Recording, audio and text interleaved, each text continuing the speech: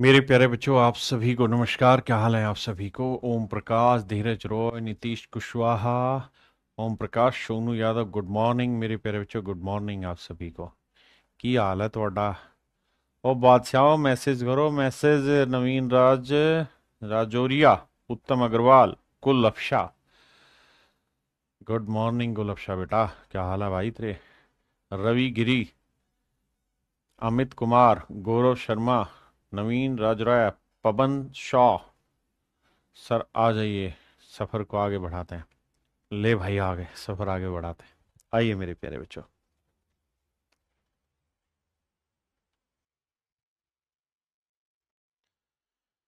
देखिए दोस्त, सवाल में कह रहा है द एवरेज सैलरी पर head of all employee in A industry is ₹600। कहता है एक इंडस्ट्री में सभी एम्प्लॉयों की पर हेड जो सैलरी हो 600 रुपए। The average salary of 120 officer, कहता है 120 ऑफिसर, उनकी सैलरी है 4000 रुपए। 120 है ऑफिसर, 120 है मेरे प्यारे बच्चों ऑफिसर, इनकी सैलरी है 4000 रुपए पर person. And the rest of the employee is if the average salary per head of the rest of the employee is ₹560। और कहता है बाकी रेस्ट एम्प्लॉय, यानी कुछ ऑफिसर होंगे, कुछ नॉर्मल एम्प्लॉय होंगे, या कुछ नॉन ऑफिसर होंगे। तो नॉन ऑफिसर की जो सैलरी है वो 560 रुपए पर पर्सन है। देखिए यार, ऑफिसर की सैलरी 4000 रुपए पर पर्सन, नॉन ऑफिसर की सैलरी 560 रुपए पर पर्सन। हाँ जी। और पूरे स्टाफ की जो सभी की कुल मिला के जो एवरेज सैलरी वो है 600। तो सवाल में मुझसे पूछ रहा टोटल एम्प्लॉय बताइए, तो टोटल नंबर ऑफ वर्कर बताइए कितने। तो मेरे बच्चे ऑफिसर और नॉन ऑफिसर की कुल मिला के संख्या पूछ रहा कितनी है, तो कैसे कैलकुलेट करें? देखिए, 4000 में से 600 गया 3400,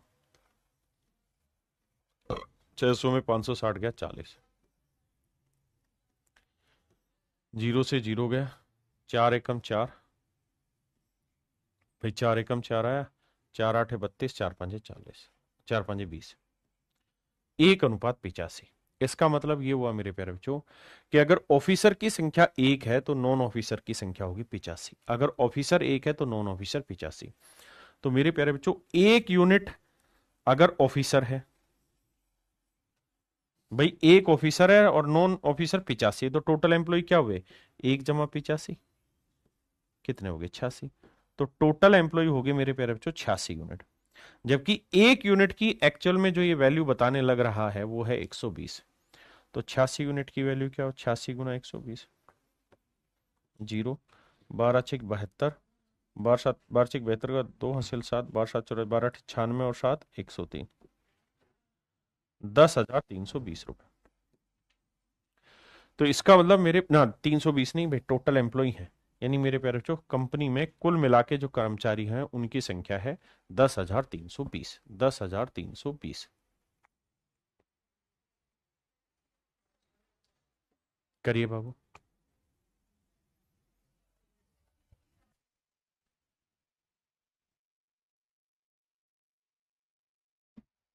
देखिए मेरे बच्चे, सवाल में कह रहा था average age of A boys in A class is 16.66 year. कहता है लड़कों की जो औसत आयु है वो 16.66 साल है। 6 6 साल का मतलब हुआ 16 सही 2 बटे 3, यानी 16×3 = 48 और 2 50/3 साल। लड़कों की औसत आयु इतनी, जबकि वहीं कह रहा है कि एवरेज एज ऑफ गर्ल्स, लड़कियों की जो औसत आयु है वो है मेरे बच्चे 18 सही 3/4, 18.75 को लिखेंगे 18 सही 3/4, 18×4 = 72 और 3 75/4। लड़कियों की औसत आयु 75/4 साल पर स्टूडेंट। हाँ जी। दस the average age of all the 40 student of A class is this. और कह रहा है 40 के 40 बच्चों की औसत आयु 17.5 साल है। 40 के 40 बच्चों की औसत आयु 17.5 साल है। 17.5 का मतलब क्या बना भाई? 17 सही 1/2, 17 दूनी 34 और 1 35/2। बिल्कुल ठीक है। अब भैया घटा जोड़ करते हैं, आओ मेरे प्यारे बच्चों, बड़े में से छोटा घटाएंगे, ये बड़ा था, बड़े में से छोटा घटाएंगे तो 75/4 -35/2, और यहां 35/2 में से मेरे बच्चे मुझे घटाना है 50/3। तो मेरे प्यारे बच्चों एलसीएम आया 4, 5/4, और ये आया मेरे बच्चे 6। 35 थी 105, 50 दूनी 100, तो ये आया 5/6। 5 एकम 5, 5 एकम 5, 2 दूनी 4, 2 तिया 6। 3 को इधर गुना करेंगे, 2 को उधर ले जाए, तो 3:2 आया। इसका मतलब लड़कों की संख्या 3 है तो लड़कियों की संख्या है मेरे प्यारे बच्चों। तो आपने कहा ठीक है। टोटल बच्चे कितने हुए? 3 और 2 5। तो 5 यूनिट हुए मेरे प्यारे बच्चों कुल मिला के बच्चों की संख्या। और जबकि बच्चे की संख्या दे कितनी रखी है जी? तो सवाल में बच्चों की संख्या दे रखी है, तो कक्षा में 40 छात्र हैं, 40 स्टूडेंट है भैया। तो 5 यूनिट 40 को, तो 1 यूनिट की वैल्यू मेरे प्यारे बच्चों 8। तो 1 यूनिट 8 है, तो 2 यूनिट 8 दूनी 16, और 3 यूनिट 8 दिए 24। यानी मेरे बच्चे लड़कों की संख्या 24 साल होगी, तो लड़कियों की जो संख्या होगी वो होगी 16 साल। अगर लड़कों की संख्या 24 साल होगी तो मेरे प्यारे बच्चों लड़कियों की जो संख्या होगी वो होगी 16 साल। किसी भाई बहनों को लोड अगर थे तो 10 यार। तो सवाल में कह रहा है कक्षा में लड़कियों की संख्या ज्ञात करो। कक्षा में लड़कियों की संख्या ज्ञात करें। तो मेरे प्यारे बच्चों कक्षा में लड़कियों की जो संख्या होगी वो होगी 16 साल। कक्षा में लड़कियों की जो संख्या हो जाएगी वो हो जाएगी 16 साल। यही आपसे मैंने सवाल में पूछा था।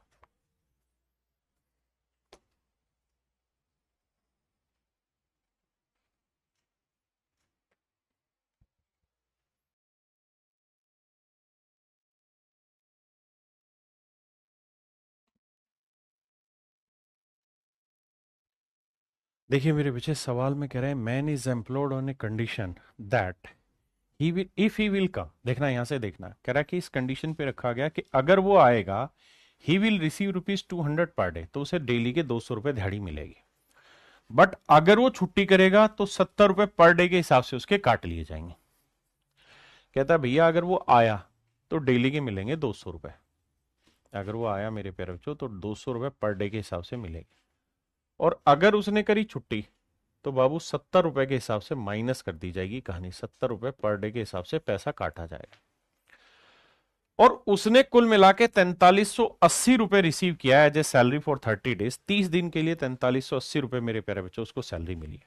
मैं कह रहा हूं मान लीजिए कि अगर वो पूरे के पूरे 30 के 30 दिन वो काम पे आता तो तनख्वाह बन जाती 6000 रुपए। बिल्कुल ठीक है। और 30 के 30 दिन छुट्टी करता तो मेरे प्यारे बच्चों तनख्वाह बन जाती -2100 रुपए। बिल्कुल ठीक है जी, क्योंकि डेली की पेनल्टी है 70 रुपए। और सवाल में कह रहा है कि उसकी कुल मिला के जो पेनल्टी है वो 4380 रुपए। कुल मिला के पेनल्टी जो है मेरे प्यारे बच्चों 4380 रुपए, मतलब कुल मिला के तनख्वाह इतनी। तो बताओ कितने दिन काम पे आए, कितने दिन छुट्टी की। अब ध्यान देना बड़ा कौन है? 6000। 6000 में से 4380 घटाएंगे तो यह आएगा कितना? 1620। और 4380 से मेरे प्यारे बच्चों माइनस करेंगे -2100, तो ये आएगा मेरे प्यारे बच्चों 4380 माइनस माइनस प्लस 2100। तो 0 8 3 और 1 4, 0 8 3 और 1 4, 4 2 6 6480। ध्यान देना जब इसमें से माइनस करेंगे -2100 तो माइनस माइनस प्लस हो जाएगा। और जब सोल्व करोगे तो 1620 का कितना है? 16 चौक 64, 4 गुना, तो 4:1 है। इसका मतलब अगर 4 दिन वो काम पे आया है तो बाबू 1 दिन छुट्टी की है, टोटल डेज कितने हो गए? 4 और 1 5 यूनिट। जबकि एक्चुअल में 5 यूनिट रिप्रेजेंट कर रहा है 30 दिन को। तो 1 यूनिट की वैल्यू 6 दिन, तो 4 यूनिट की वैल्यू 4×6 = 24 दिन।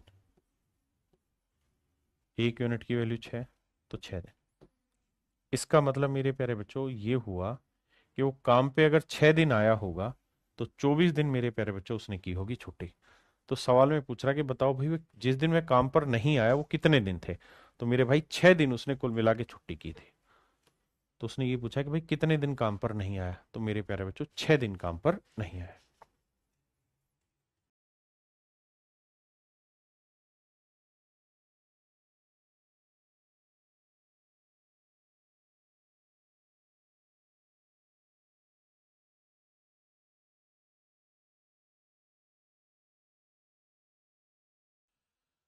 देखिए मेरे बच्चे, सवाल में ये कह रहा है कि एक परीक्षा में एक छात्र प्रत्येक सही उत्तर के लिए 4 नंबर लेता है, यानी अगर सही उत्तर देगा तो उसको भैया नंबर मिलेंगे 4, और हर एक गलत उत्तर के लिए मेरे प्यारे बच्चों 1 अंक खो देगा।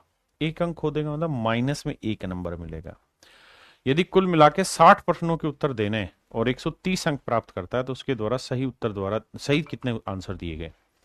तो मेरे प्यारे बच्चों ऐसे देखिए, कहता भाई हर सही सवाल के लिए उसे 4 नंबर मिलेंगे, बिल्कुल ठीक है, और हर गलत उत्तर के लिए मेरे प्यारे बच्चों उसके अंक 2 कट जाएंगे। सही सवाल के लिए 4 नंबर मिलेंगे, हर गलत उत्तर के लिए 2 अंक, 2 नहीं 1, प्रत्येक गलत उत्तर के लिए 1 अंक खो देगा, गलत उत्तर के लिए 1 नंबर खो देगा। कुल मिला के 60% है। तो मेरे प्यारे बच्चों ऐसे देखो कि 60 के 60 अगर सही कर देता तो 240 नंबर मिल जाते, और 60 के 60 गलत कर देता तो मेरे बच्चे 60 नंबर आ जाते। जबकि सवाल में कह रहा है कि भैया कुल मिला के उसके 130 नंबर आए। अब कैसे ट्रीट करोगे साहब, बड़े वाले में से छोटा 240 में 130 गया 110, और 130 में से माइनस करेंगे छोटी value, that is -60, minus minus plus तो 190। अब मेरे प्यारे बच्चों इसका रेशियो निकालोगे तो आएगा 19:11। इसका मतलब मेरे प्यारे बच्चों अगर 19 सवाल सही किए हैं तो 11 सवाल मेरे प्यारे बच्चों उसने गलत किए, तो टोटल सवाल कितने हो गए 19 जमा 11, 19 जमा 11 हो गए 30। तो 30 यूनिट सवाल उसने कुल मिला के टोटल किए, जबकि टोटल सवाल हैं कितने भैया 60। तो 30 यूनिट 60 सवाल, तो 1 यूनिट 2 सवाल, तो 11 यूनिट 11 दूनी 22 सवाल, यानी मेरे प्यारे बच्चों 22 क्वेश्चन उसने गलत किए या सही किए, गलत किए। और भैया 19 दूनी 38, 38 सवाल मेरे प्यारे बच्चों उसने ठीक किए। 38 सवाल उसने ठीक किए हैं और 22 सवाल उसने गलत किए हैं। अब हमसे ही पूछ रहा है उसके द्वारा सही उत्तरों की संख्या ज्ञात करिए, तो मेरे प्यारे बच्चों मेरा आंसर होगा 38। क्या होगा जी 38।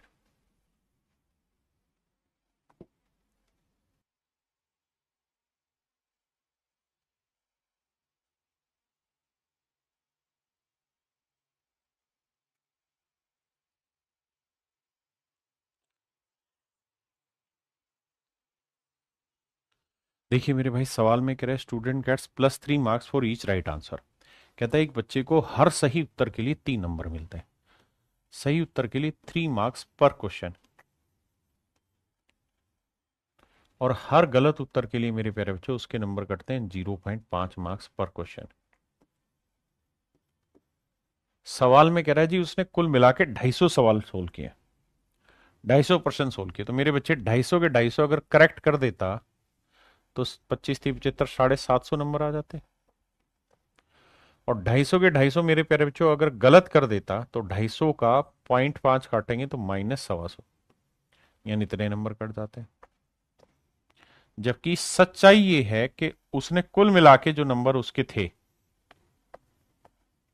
वो आए हैं मेरे प्यारे बच्चों 477। कुल मिला के उसके जो नंबर आए हैं मेरे प्यारे बच्चों 477 आए। हाँ जी, बहुत बढ़िया। अब मेरे बच्चे बड़े में से छोटा तो 750 में से 477 घटाओगे, 10 में 7 गया 3, 14 में 7 गया 7, 6 में 4 गया तो 273, 273। और मेरे प्यारे बच्चों अब करेंगे बड़े में से छोटा घटाएंगे, तो 477 माइनस करेंगे छोटी चीज क्या है, -125। तो माइनस माइनस प्लस हो जाएगा, तो 5 7 12 का 2 हासिल 1, 7 2 9 और 1 10, 4 1 5 और 1 602। ये कहानी सेट हुई। अब मेरे बच्चे इसका रेशियो लेते हैं, तो देखो 602 किससे कट रहा है भाई, 6 6 से 7 7 उड़े 7 8 56, 7 6 42, 7 तिया 21, 7 नहीं 63, 7 से कट रहा है। 7 2 8 56 हो गया, 7 6 42, और 7 तिया 21, 7 चौक 28, 7 तिया 21, 6 बचा, 7 3 63।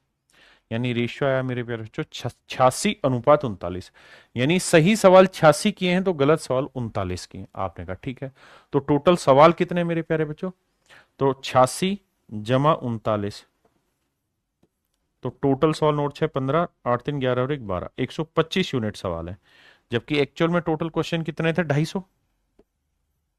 तो भाई एक यूनिट की वैल्यू 2, तो 86 यूनिट की वैल्यू 2 6 12, 2 8 16 और 1 17, और 39 दूनी 78। यानी 78 सवाल मेरे प्यारे बच्चों इसने गलत पढ़े हैं, और 172 सवाल इसने ठीक पढ़े हैं, मतलब ठीक किए हैं। तो कह रहा है उसके द्वारा गलत किए गए प्रश्नों की संख्या ज्ञात करो, सो दैट इज योर 78। मेरे नन्हे मुन्ने बच्चों जल्दी से बताइए कितने बच्चे इस बात को बहुत अच्छे से समझ गए। करिए जी, ये सवाल बहुत प्यारा है।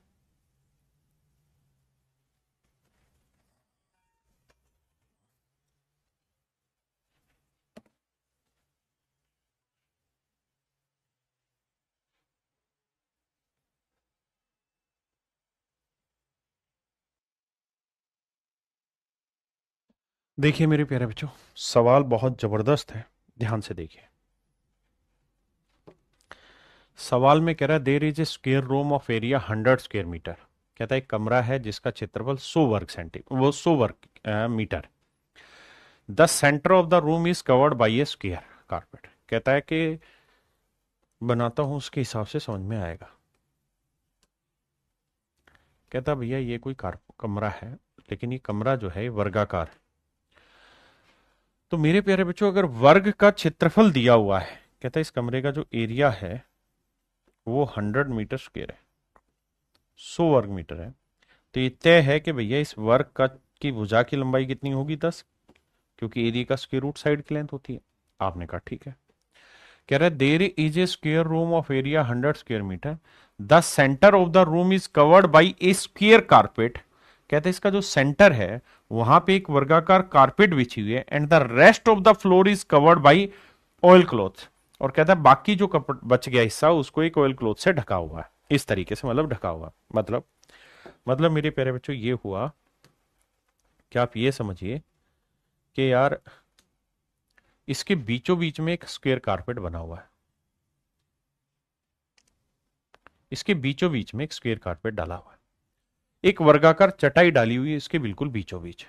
बहुत बढ़िया, हाँ जी। और कहता है बाकी जो हिस्सा बच गया है इस हिस्से में मेरे प्यारे बच्चों कहता है एक नॉर्मल कपड़ा डाला गया। यानी देसी भाषा में अगर मैं आपको समझाने की कोशिश करूं तो ये कह सकता हूं कि भैया यहां तो हमने कारपेट बिछा दी, ठीक है जी, और जो बाकी हिस्सा बच गया है, जो बाकी हिस्सा बच गया है मेरे प्यारे बच्चों, लेट से ये वाला हिस्सा, इस हिस्से पे कहता है उसने क्या कर दिया है, एक कपड़ा बिछा दिया। सेंटर में तो मेरे प्यारे बच्चों सवाल में कह रहा है कि एक स्क्वायर कारपेट डाली गई है, और बाहर जो जो जो इलाका बच गया, जो रास्ता बच गया, इसके ऊपर कहता है कि हमने एक सामान्य कपड़ा बिछा दिया है। अब सवाल में कह रहा है कालीन और कपड़े की लागत है 18 रुपए और 7.5 रुपए। जो ये कालीन है, ये वाली जो कालीन है, इसका रेट है 18 रुपए प्रति मीटर। और कहता है जो सामान्य कपड़ा है 18 रुपए प्रति वर्ग मीटर, जो सामान्य कपड़ा है उसका रेट है 7.5 रुपए पर वर्ग मीटर, प्रति वर्ग मीटर। तो ये है मेरे प्यारे बच्चों कपड़े का रेट, ये है मेरे प्यारे बच्चों कारपेट का रेट। कहता है इस पे जो कुल मिला के खर्चा हुआ है ना पूरे इस पे मकान को बनाने में, मतलब इस पूरे कमरे को ढकने में, इस पे खर्चा हुआ है 1422 रुपए का। कहता है कुल मिला के जो टोटल कॉस्ट आई है वो आई है 1422 रुपए। देखिए मेरे बच्चे, सवाल बहुत ही प्यारा है, समझने की देर है। फिर से समझाता हूँ, सवाल में कह रहा है 100 वर्ग मीटर क्षेत्रफल का एक वर्गाकार कमरा है, तो हमने यहां से निकाल लिया कि भाई अगर एरिया 100 है तो साइड की लेंथ 10 होगी। साइड की लेंथ क्या होगी मेरे प्यारे बच्चों? 10। क्यों? क्योंकि जो एरिया होता है उसका स्क्वायर रूट करते हैं तो साइड की लेंथ निकलती है। कहता है कमरे का मध्य भाग चौकोर कालीन से ढका हुआ। कहता है बीचों बीच में एक चौकोर कालीन डाली हुई है और शेष फर्श को तेल के कपड़े यानी नॉर्मल कपड़े से ढका हुआ है। ब्लू कलर का जो कपड़ा है ये नॉर्मल कपड़ा, इससे ढका हुआ है।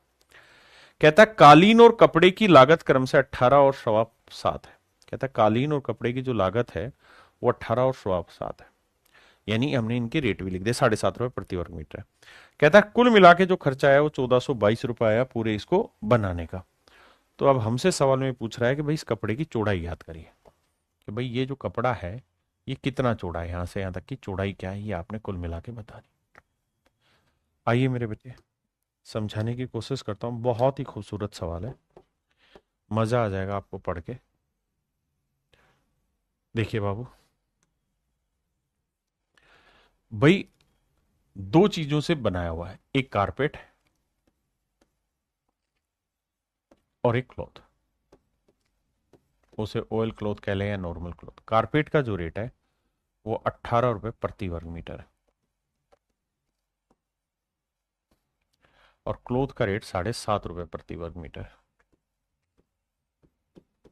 7.5 रुपए प्रति वर्ग मीटर है। अब मेरे प्यारे बच्चों ध्यान से मेरी बात सुनना, क्या कि सर कहानी ये है कि अगर मैं ये कह रहा हूं कि पूरे फर्श का एरिया कितना है 100 वर्ग मीटर, तो मेरे प्यारे बच्चों मान लो अगर 100 के 100 वर्ग मीटर पे कारपेट बिछा दी गई होती तो खर्चा आ चुका होता 1800 रुपए। बिल्कुल ठीक है। और 100 के 100 वर्ग मीटर पे कपड़ा बिछा दिया गया होता मेरे बच्चे तो कॉस्टिंग आती 750 रुपए। पहले इतनी बात को समझो और बताओ आया कि नहीं आया।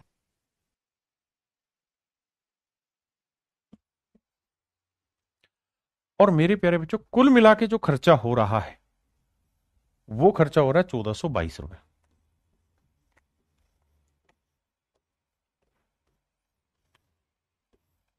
आओ जी सेट कर रहे हैं। अब कैसे सेट होगा भाई? 1800 में से 1422 घटेगा, तो 1800 में से 1422 घटाओगे क्या आएगा वो बताइए। तो आप कहोगे देखो साहब 1800 में से 1422 घटाना है तो 10 में 2 गया 8 और 9 में 2 गया 7, यहाँ बचा 3, तो ये डिफरेंस आया मेरे प्यारे बच्चों 378।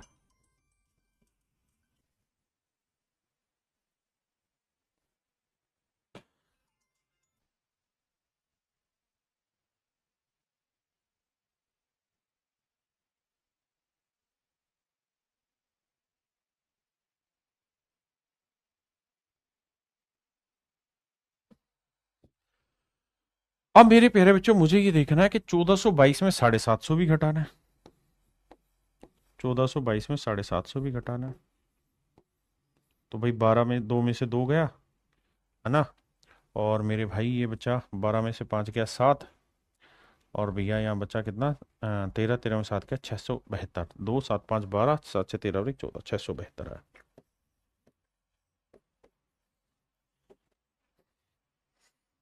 अब देखिए मेरे बच्चे, अब कहानी को सेटल करते हैं आगे कैसे। देखो यार काटते हैं, 4 से ये जा रहा है, 4 से वो भी जा रहा है, नहीं 4 से नहीं जा रहा, 18 चौक 72 और 4 से 4 एकम 4 नहीं जा रहा, 2 से कट रहा है, तो पहले 2 से निपटाते हैं। 7 2 9 6, 7 3 10 8 18, 7 2 9 और 6 15, 3 से भी जा रहा है, यानी मुझे काटना चाहिए से 12 से, तो 12 पंजे 60, 12 छिक 72, यहाँ मैं काटूंगा मेरे भाई तो 12 तिये 36 है ना, नहीं मैंने गलती करी, मुझे काटना चाहिए 12 तिये 36 नहीं 6 से काटना चाहिए, क्योंकि 2 से कटेगा और 3 से कटेगा, तो 6 से काटते हैं, 6 कम 6, 6 कम 6, 6 दूनी 12, और यहाँ 6 से काटेंगे, 6 छिंग 36, 6 ती 18, बिल्कुल ठीक है। अब किससे कट रहा है मेरे बच्चे? अब 7 से कटेगा, 7 एकम 7, 7 से नहीं कटेगा, नहीं 7 से कट जाएगा, 7 एकम 7 बचा 4, 7 छिंग में 16, 7 112, 7 नीम 63, यानी मेरे प्यारे बच्चों रेशियो आया मेरा 16:9। रेशियो आ गया 16:9। इसका मतलब कारपेट पे जो मैंने एरिया यूज किया वो 16 यूज किया, तो क्लोथ पे जो मैंने एरिया यूज किया वो 9। भाई यहाँ है पर स्क्वेयर मीटर, यहाँ है पर स्क्वेयर मीटर। मेरे प्यारे बच्चों इसका मतलब यहाँ जो एरिया का रेशियो आ गया वो 16:9 है। तो भैया कारपेट पे अगर मैंने 16 वर्ग मीटर यूज किया है, 16 यूनिट यूज किया है, तो क्लोथ पे यूज किया है 9, तो टोटल एरिया हुआ 25 यूनिट। जबकि एक्चुअल में टोटल जो एरिया है पूरे कमरे का वो है 100 वर्ग मीटर। पूरे कमरे का जो एरिया है मेरे बच्चे वो है 100 वर्ग मीटर। तो 25 यूनिट 100 वर्ग मीटर, तो एक यूनिट की वैल्यू 4। तो 16 चौको 64। तो ये एरिया है मेरे प्यारे बच्चों 64 वर्ग मीटर। और 9 चौक 36, ये एरिया है 36 वर्ग मीटर। हाँ जी। इसका मतलब मेरे प्यारे बच्चों जो ये कपड़े का ये वाला जो हिस्सा है, कारपेट का जो हिस्सा है, इस कारपेट का अगर आप एरिया ढूंढने जाओगे ना बाबू, तो कारपेट का जो एरिया है वो आ रहा है कितना, 64। तो अगर कारपेट का एरिया 64 वर्ग मीटर है, तो ये वर्गाकार बोला था उसने, तो ये तय हुआ कि अगर एरिया 64 है तो साइड की लेंथ कितनी हो जाएगी, 8। बिल्कुल। यानी यहां से यहां तक की लेंथ कितनी होगी मेरे प्यारे बच्चों, 8। बिल्कुल ठीक है। अच्छा ये पूरी साइड की लेंथ कितनी है साहब, 10 है। तो मेरे बच्चों ये पूरी साइड की लेंथ 10 है, ये लेंथ 8 है। तो ये लेंथ और ये लेंथ दोनों मिला के कितनी होंगी, 2। क्योंकि ये 8 है, ये दोनों 2 होंगी तभी तो 10 होगा। तो 2 में 1 सेंटीमीटर 1 मीटर ये होगी मेरे प्यारे बच्चों, और 1 ही मीटर ये होगी। तो उसने पूछा था इस नीले वाले कपड़े की चौड़ाई कितनी है। तो मेरे प्यारे बच्चों मेरा आंसर आएगा 1 मीटर मेरे नीले वाले कपड़े की चौड़ाई है। तो जो आपका राइट आंसर होगा सवाल का वो होगा 1 मीटर कपड़े की चौड़ाई। अब मुझे धड़ल्ले से कमेंट करके बताइए कितने बच्चे समझे कितने नहीं। अब इसी तर्ज पे मैं एक सवाल और ले रहा हूं आपको समझाने के लिए, करिए कोशिश जरा, जरा समझिए पढ़िए। सेम इसी तर्ज पे एक क्वेश्चन और ले रहा हूं।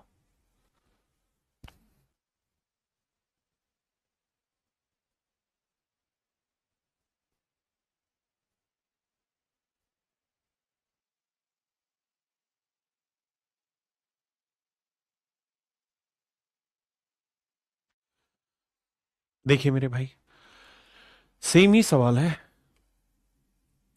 सवाल में कह रहा है एक वर्गाकार कमरा जिसकी भुजा 10 मीटर है कि मध्य में एक वर्गाकार कालीन बिछा हुआ है।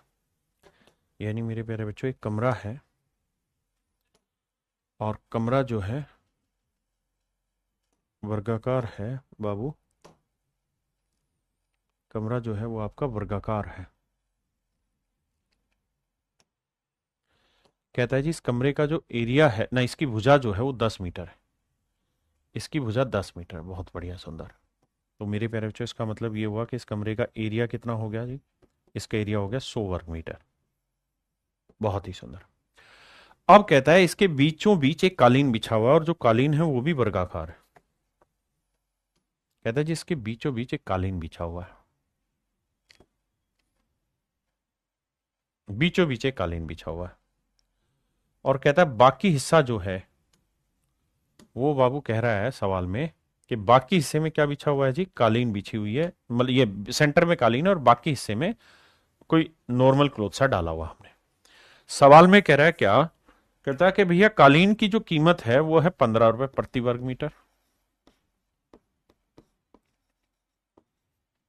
और जो नॉर्मल कपड़ा है उसकी कीमत है मेरे प्यारे बच्चों 6.5 रुपए प्रति वर्ग मीटर। तो कह रहा है कपड़े की चौड़ाई बताइए क्या होगी, ये हमारा सवाल है। और टोटल जो खर्चा आया है वो 1338 रुपए 50 पैसे का खर्चा आया। 1338 रुपए 50 पैसे का मेरे प्यारे बच्चों खर्चा आया कुल मिला के। सवाल में कह रहा है कि भाई ये बता दो कपड़े की चौड़ाई क्या होगी। अब देखना मेरे भाई, अब कहानी को समझाता हूं। देखो यार भाई, कार दो तरीके से मिलके मिश्रण बना हुआ, एक कारपेट का और एक है नॉर्मल क्लॉथ का। मेरे बच्चे कारपेट का जो रेट है वो 15 रुपए प्रति वर्ग मीटर है, और क्लॉथ का जो रेट है वो 6.5 रुपए प्रति वर्ग मीटर है। हाँ जी। अब सवाल में कह रहा है कि भाई टोटल एरिया जो है इस पूरी सीट का वो है 100 वर्ग मीटर। तो 100 मेरे प्यारे बच्चों अगर कारपेट बिछा दें तो खर्चा आएगा 1500 का, और 100 अगर सामान्य कपड़ा बिछा दें तो खर्चा आएगा मेरे बच्चे 650 का। जबकि कुल मिला के मेरे प्यारे बच्चों जो खर्चा आ रहा है वो 1338 रुपये 50 पैसे का आ रहा है। 1338 रुपये 50 पैसे का आ रहा है। आइए मेरे बच्चे, अब घटाते हैं बाबू। देखो यार, 1500 में से 1338 रुपये 50 पैसे घटाना है। 10 में 5 गया 5 आया, 9 में 8 गया 1 आया, और यहाँ बचा भाई कितना, 8, 8 में 3 गया 5 आया। नहीं, क्या करवा रहे हो तुम, 10 में से 5 गया 5, 9 में से 8 गया 1, तो यहाँ 9 में 3 गया मेरे भाई 6, और यहाँ 4 में 3 गया 1, तो ये आया मेरे प्यारे बच्चों 161.5। 161.5। और अब मेरे बच्चों करना क्या होगा, हमें 1338.5 में से 650 घटाना है। 1338.5 में से 650 सब्ट्रैक्ट करना है। बड़े में से छोटा तो 5 आएगा, 8 आएगा, 13 में 5 गया 8 आएगा भैया, 12 में 6 गया 6, तो ये आएगा मेरे प्यारे बच्चों 688.5। पहले इतनी बात समझिए, फिर इससे आगे की बात करें। क्लियर है मेरे बच्चे, इतनी बात अगर आप समझते हैं तो। अब आगे देखिए, अब मेरे प्यारे बच्चों हमें इनका रेशियो लेना होगा, तो रेशियो जब लेने लगेंगे तो डेसिमल से डेसिमल हट जाएगा। हाँ जी, 5 से काटेंगे तो 5 एकम 5, बचा कितना, 5 3 15, 3 बचा, 5 7 35, 3 बचा, 5 7 35। यहाँ देखेंगे 5 दूनी 10, 5 3 15, कितना आया भाई, 5 3 15 से 1 आया, 5 दूनी 10, 5 3 15, 330। अब मेरे प्यारे बच्चों देखो, 3 3 6 2 8 किससे कट रहा है ये, क्योंकि हमें इसका रेशियो लेना होगा कुल मिला के।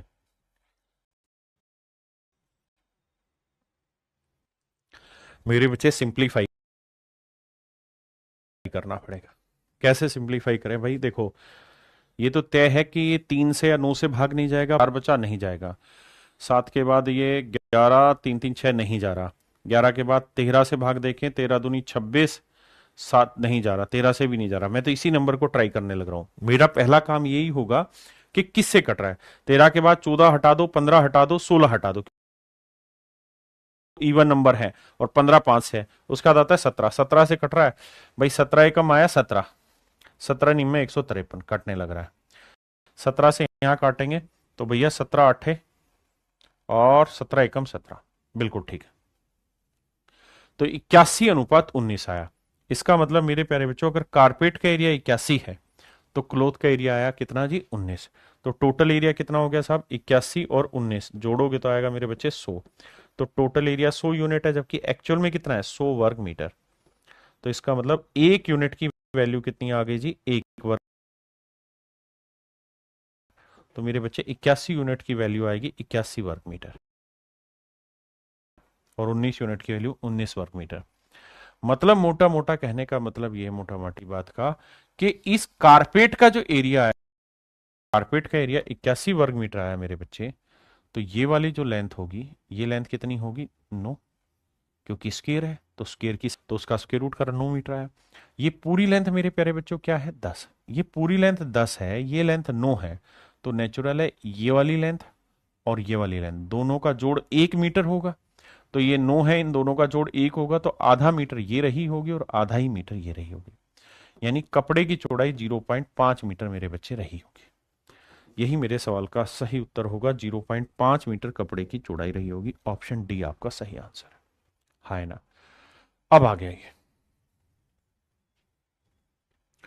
देखिए मेरे प्यारे बच्चों, सवाल में कह रहा है car travel 20 kilometre per hour for 30 minute. कहता है कार की स्पीड है 20 किलोमीटर पर आवर,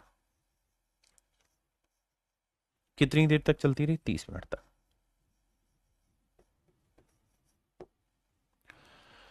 और कहता है x किलोमीटर पर आवर की स्पीड से, x की वैल्यू आपको अल्टीमेटली निकालनी है। कहता है जी 30 मिनट तक ये कार चलती रही।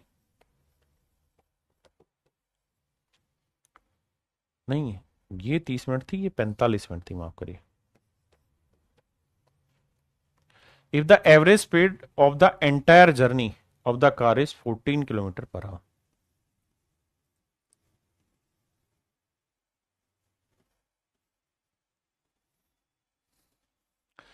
कहता है पूरी जर्नी की जो एवरेज स्पीड है मेरे प्यारे बच्चों वो है 14 किलोमीटर पर आवर। तो कहता है कि भैया एक्स की वैल्यू बताइए क्या होगी, ये वैल्यू बतानी क्या होगी। तो देखिए यार, 15 दूनी 30, 15 तिये 45, ये आ गया इनके टाइम का रेशियो। किसका रेशियो? टाइम का रेशियो। जब आप रेशियो निकाल लेते हैं ना तो उससे मिनट हट जाता है, घंटे हट जाते हैं, सेकंड हट जाते हैं। उसको आप जिस रेशियो में चाह रहे हैं उस रेशियो में कन्वर्ट कर लें, मतलब यूनिट में। तो ये रेशियो आ गया 2:3। अब देखो यार, 14 छोटा है 20 बड़ा है, तो 20 में से 14 घटाया 6। तब आपको ये देखना चाहिए कि 3 यूनिट अगर 6 है, 3 यूनिट अगर 6 है तो 1 यूनिट की वैल्यू क्या होगी मेरे प्यारे बच्चों? 2 है। ये हो क्या रहा है? आंसर ही गलत है फिर इसके तो, क्योंकि एक्स की वैल्यू तो हर हाल में 14 से छोटी होनी चाहिए, वो है ही नहीं।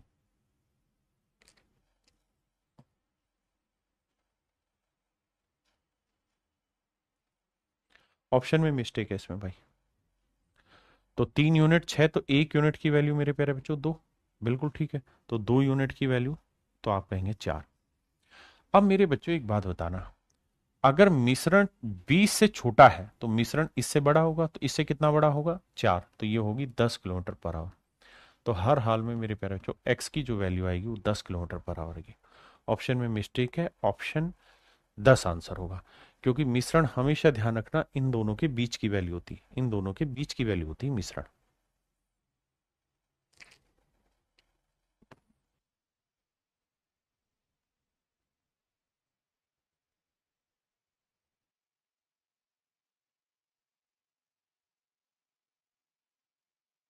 देखिए जी, सवाल में कह रहा है कि भुवनेश 30 मिनट तक 25 किलोमीटर पर आवर की चाल से चलता है।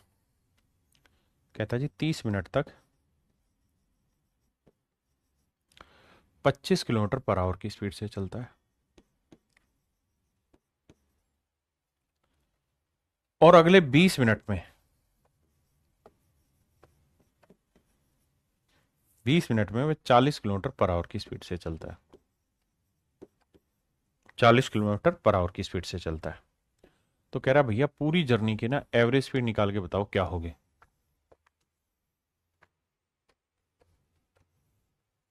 पूरी जर्नी की औसत चाल निकाल के बताइए क्या होगी। तो क्या करना चाहिए हमें? सबसे पहले एक काम, कि इनका रेशियो ले लीजिए टाइम का। टाइम का रेशियो लेंगे मेरे भाई, आएगा 3:2। तो करना क्या है मेरे प्यारे, जो 25 और 40 का डिफरेंस ले लीजिए। 25 और 40 का डिफरेंस क्या होगा? 15 किलोमीटर पर आवर। इसको मेरे प्यारे बच्चों बांटेंगे 3:2 में। तो 3 और 2 5, 5 3 15, 3 3 9, 3 2 6। इसका मतलब मेरे भाइयों ये जो वैल्यू होगी ये 9 होगी, तो ये वाली वैल्यू होगी 6। तो 40 में से ये घटा के 9 आया था, कितना होगा? 31। तो औसत चाल आएगी मेरे प्यारे बच्चों 31 kilometre per hour. Average speed जो बनेगी वो बनेगी 31 किलोमीटर पर आवर। करिए भाई करिए। सवाल में कह रहा है कि भुवनेश ने 10 घंटे में 150 किलोमीटर की दूरी ट्रेवल की है। भुवनेश ने 10 घंटे में 150 किलोमीटर की दूरी तय की है। बाद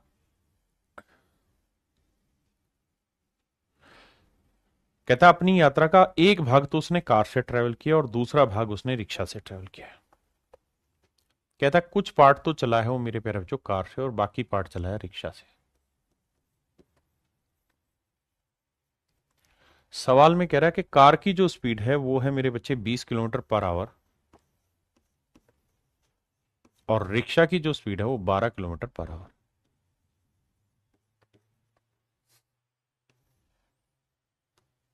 अब कहानी को आगे समझाता हूं। अब मेरे बच्चों एक बात बताना, सवाल में ये कह रहा है कि भाई जो भुवनेश है उसने पूरी जो डिस्टेंस ट्रेवल की है ना 150 किलोमीटर की, उसको ट्रेवल करने में कितने घंटे लगा दिए? 10 घंटे। तो ये है मेरे प्यारे बच्चों 1 घंटे में चली गई दूरी, ये भी 1 घंटे में चली गई दूरी, तो मिश्रण भी जो होगा ना वो आपका 1 घंटे में चली गई दूरी का ही होगा। तो 10 घंटे में 150 चली, तो 1 घंटे में चलेगा 15। तो मिश्रण की स्पीड आ गई मेरे प्यारे बच्चों 15 किलोमीटर पर आवर। तो 20 में से 15 घटाएंगे मेरे प्यारे बच्चों 5 आएगा, और 15 में से 12 घटाएंगे मेरे बच्चे 3 आएगा। तो रेशियो आया 3:5।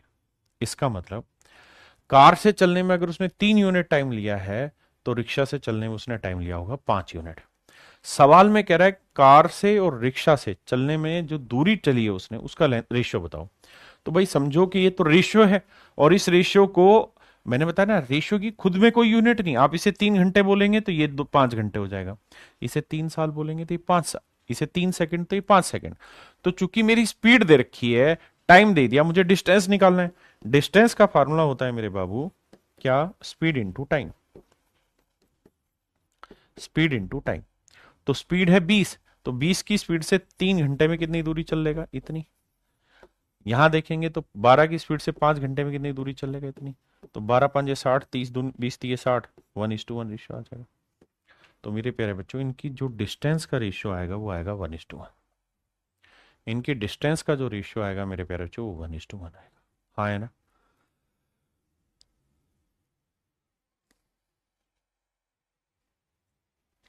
आप चाहें तो इस सवाल को ऐसे भी कर सकते थे, कंबाइन करा के। कैसे कि मान लो सर 10 के 10 घंटे, भाई 10 घंटे में 150 किलोमीटर चला है ना, 10 के 10 घंटे अगर कार से चलता तो 200 किलोमीटर चल देता, और 10 के 10 घंटे अगर रिक्शा से चलता तो भैया 120 किलोमीटर चल देता। जबकि कुल मिला के जो वो चला है, वो चला है मेरे प्यारे बच्चों कितना, 150 किलोमीटर 10 घंटे में। तो यहां से रेशियो निकालेंगे तो ये 50 आएगा, ये 30 आएगा। यानी रेशियो काटोगे तो आएगा 3:5। यानी यहां से अगर उसने 3 यूनिट घंटे लिए तो यहां से 5 यूनिट। तो 20 की स्पीड से 3 घंटे में 60, 12 की स्पीड से 5 घंटे में 60, तो डिस्टेंस का रेशियो 1:1।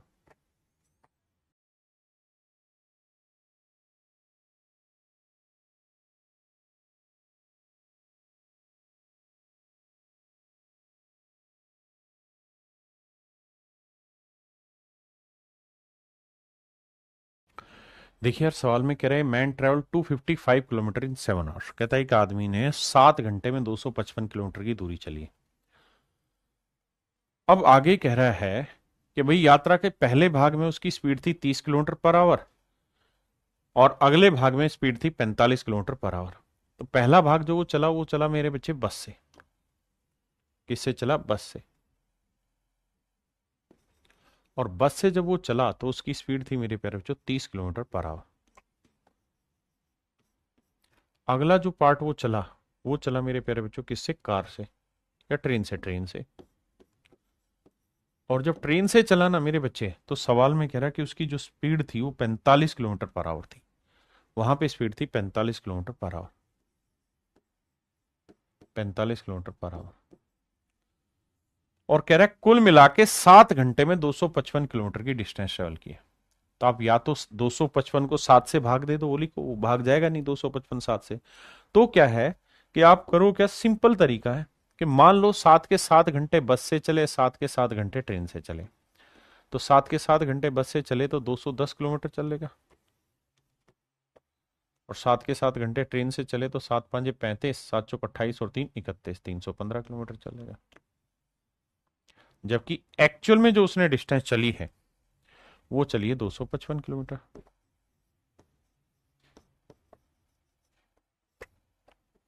तो 315 में से 255 घटाएंगे, 45 और 15 मेरे प्यारे बच्चों कितना हो गया, 60। और 255 में से 210 घटाएंगे आएगा 45, 15 3 45, 15 चौकू 60। मेरे प्यारे बच्चों रेशियो आएगा 4:3। इसका मतलब ये हुआ कि अगर बस से 4 यूनिट टाइम चला होगा तो ट्रेन से चला होगा 3 यूनिट है। इस बार वो ये नहीं पूछ रहा कि उन्होंने कितनी डिस्टेंस चली है, उस डिस्टेंस का रेशियो बताओ। इस बार पूछ रहा है एक्चुअल डिस्टेंस कितनी चली। तो मेरे प्यारे बच्चों हमें ये देखना होगा, यहाँ 4 यूनिट टाइम लिया, यहाँ 3 यूनिट टाइम लिया, तो 4 + 3 टोटल कितना टाइम लिया है, 7 यूनिट टाइम। जबकि एक्चुअल में कितना टाइम लिया हुआ है सर, 7 घंटे। एक्चुअल में टाइम है 7 घंटे, तो 7 यूनिट एक्चुअल में 7 घंटे को, तो 1 यूनिट की वैल्यू 1 घंटे। तो एक्चुअल में वो बस से चला है 4 घंटे और ट्रेन से चला है 3 घंटे। बिल्कुल ठीक है। तो सवाल में हमसे पूछ रहा है बस से कितनी दूरी चली।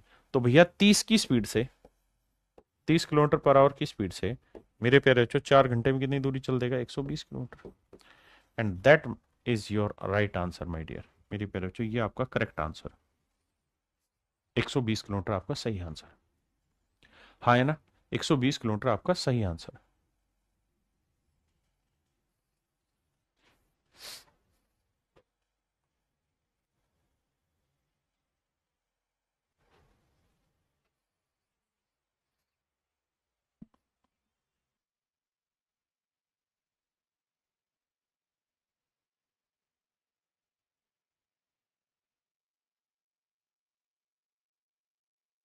देखिए मेरे भाई, सवाल में कह रहा है a man cover a distance of 490 kilometre in 6 our.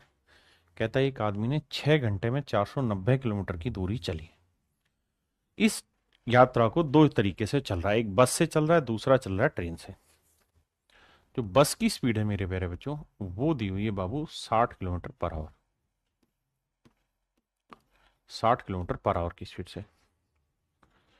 जबकि दूसरे भाग में वो 100 किलोमीटर पर आवर की स्पीड से ट्रेन से चल रहा है। ट्रेन की जो उसकी स्पीड है मेरे भाई, वो है 100 किलोमीटर पर आवर। अब देखो 490 6 से भाग हो नहीं रहा, तो करो क्या, डेसिमल में जाने से बेटर है सीधा ये मान लो कि 6 के 6 घंटे अगर वो इससे चले, 6 के 6 घंटे इससे चले तो 360 चल लेगा, 6 घंटे ट्रेन से चले तो 600 चल लेगा। लेकिन एक्चुअल में उसने दूरी चली कितनी मेरे प्यारे बच्चों, तो आप कहेंगे 490। 600 में 490 गया मेरे प्यारे बच्चों 110, और 490 में 360 गया 130। तो आंसर आया 11:13। इसका मतलब मेरे प्यारे बच्चों 11 यूनिट डिस्टेंस बस ना, 11 यूनिट घंटे इससे 11 यूनिट टाइम बस से चला है, तो 13 यूनिट टाइम ट्रेन से। अब कह रहा है कि बस और ट्रेन द्वारा तय की गई दूरी के बीच का अनुपात ज्ञात करो। अब सीधा करो, 11 को 60 से गुना करोगे, 60 × 11, यहां डिस्टेंस आ गई। यहां 100 को 13 से गुना करोगे तो 100 × 13। तो देखोगे ना बाबू, तो 0 से 0 गया, तो यह आया 11×6 = 66, और यह आया 130। अच्छा और भी कटेगा यार, ये तो 2 से कट रहा है, 2×3 = 6, और 2 से काटेंगे 5, तो यह आएगा 33, और 13×5 = 65। तो मेरे प्यारे बच्चों आंसर आएगा 33:65। Option C is your right answer. अब मेरे बच्चे हम टाइप 3 में आ रहे हैं, मिश्रण के। टाइप 3 में जो मैं चीजें पढ़ा रहा हूं उसमें क्या होगा कि कोई रिजल्ट परसेंटेज में होगा, यहां दूसरा रिजल्ट भी परसेंटेज में होगा, तो इसका जो मिश्रण होगा ना, वो भी आपको परसेंटेज में करना होगा। अब आपका सवाल ये हो सकता है कि सर परसेंटेज किसके रेस्पेक्ट में बोला जाता है। जैसे अगर मैं आपको ये कहूं कि भाई मैंने अपना आर्टिकल 10% प्रॉफिट पे बेच दिया, तो ये 10% प्रॉफिट पे बेच दिया, किस चीज के बारे में कह रहा है, तो इसका मतलब ये है कि भाई अगर 100 रुपए की आपकी लागत है, 100 रुपए की आपकी कॉस्ट है मेरे प्यारे बच्चों, तो आपने इस चीज को बेचा है 10 रुपए प्रॉफिट पे, 10 रुपए लाभ पे। अगर आपकी लागत 100 है तो आपने इसे बेचा 10 रुपए के लाभ पे। अगर मैं आपको मेरे प्यारे बच्चों ये कह रहा हूं कि भाई आपने इसे 3% प्रॉफिट पे बेच दिया, फ्रैक्शन आई 3/100, इसका मतलब यह है कि अगर आपका प्रिंसिपल 100 यूनिट है, तो आपने इसे प्रॉफिट पे बेच, यानी आपका कॉस्ट, इसकी जो कीमत है वो 100 है, तो आपको जो प्रॉफिट हो रहा है वो कितने का हो रहा है, 3 का। तो ध्यान ये रखना कि जब भी परसेंटेज है ना, तब भी इसका मतलब यही कि 10% प्रॉफिट हुआ, मतलब 100 रुपए की लागत पे 10 का लाभ हुआ। हाँ है ना, यानी वो भी रेस्पेक्ट में बोलता है, लेकिन अलग अलग सवाल के। जैसे यहां एक सवाल लेता हूं, उसके थ्रू समझाता हूं। जैसे इस सवाल पे आई, पहला सवाल, टाइप 3 का पहला सवाल लेते हैं। ये सारे सवाल परसेंटेज में आपने पढ़े हुए हैं दूसरे तरीके से। कहते हैं एक शहर की जनसंख्या 1,20,000 है। अगर पुरुषों की बात करें तो 7% बढ़ रहे हैं, महिलाओं की बात करें 10% बढ़ रहे हैं, जबकि टोटल पॉपुलेशन 9.5% बढ़ रहे हैं। यानी दो कैटेगरी में बांट दे रहे हैं, एक मेल और एक फीमेल। सवाल में कह रहा है मेल जो बढ़ रहे हैं वो 7% बढ़ रहे हैं, फीमेल जो बढ़ रही है वो 10% बढ़ रही है, लेकिन ओवरऑल जो पॉपुलेशन बढ़ रही है वो 9.5% बढ़ रही है। अब आपका ये सवाल वाजिब हो सकता है कि ये 10% 7% किसके रेस्पेक्ट में, तो मेरे प्यारे बच्चों ये पॉपुलेशन के रेस्पेक्ट में, कि कुल जनसंख्या 100 है तो उसमें फीमेल 10 बढ़ रही है, कुल जनसंख्या 100 है तो उसमें मेल 7 बढ़ रहे हैं। हाँ है ना। तो देखो यार, कैलकुलेशन बैठाएंगे तो 10 में से 9.5 घटाया तो 0.5, और 9.5 में से 7 गया तो 2.5। रेशियो लेंगे 5 एकम 5, 5 5 25, 1:5 आया। इसका मतलब ये हुआ कि अगर पुरुषों की संख्या 1 है तो महिलाओं की संख्या 5 होगी। टोटल जनसंख्या 1 और 5 6 यूनिट हुई, और 6 यूनिट रिप्रेजेंट कर रहा है 1,20,000 को। तो 1 यूनिट की वैल्यू 20 6 120, 20,000। 1 यूनिट की वैल्यू 20,000, तो ये होगा 20,000, और ये होगा 20 5 100, 1,00,000।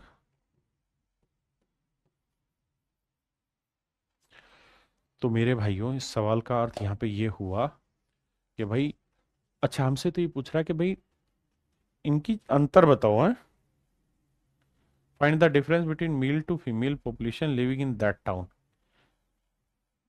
यदि तो बड़ा आ रहा है 7%, 10%, 9.5, तो ये 0.5 था, ये था भैया 2.5, फिर ये जनसंख्या होगी 12,000, फिर ये 1,20,000 नहीं होगी, 12,000 होगी, क्योंकि 1,00,000 और 20,000 के बीच का जो डिफरेंस होगा वो 80,000 है। यानी मेल और फीमेल के बीच की जनसंख्या का अंतर 80,000 है। या तो मेरे प्यारे बच्चों चारों ऑप्शन करेक्ट कर लो, या फिर वहां 1,20,000 की जगह सिर्फ 12,000 कर लो। तो ऑप्शन ए फिर यहां करेक्ट बैठेगा आपका।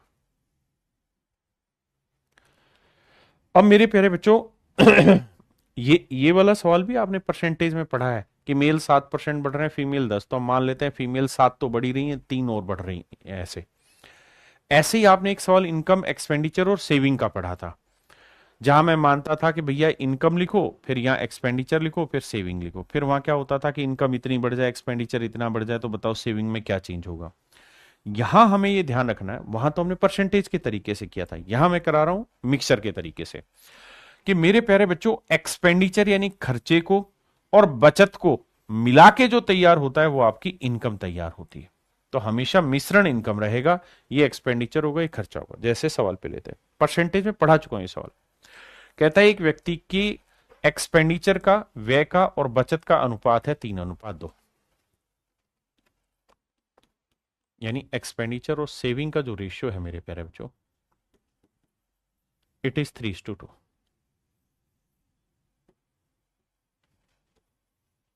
ये रेशियो मेरे प्यारे बच्चों 3:2 है। अब कह रहा है कि इसकी इनकम 10% बढ़ गई, तो इन दोनों को मिला के जो तैयार होगा वो इनकम होगी। इनकम 10% बढ़ गई कह रहा है जी। खर्चा कहता है 12% बढ़ गया, खर्चा 12% बढ़ गया। तो कह रहा बचत में क्या चेंज आया वो बताइए। करना क्या है मेरे बाबू, ये घटाइए, 12 में से 10 गया 2, तो 2 यूनिट 2 को, तो 1 यूनिट 1, तो 3 यूनिट 3 को, तो ये वैल्यू 3 आई।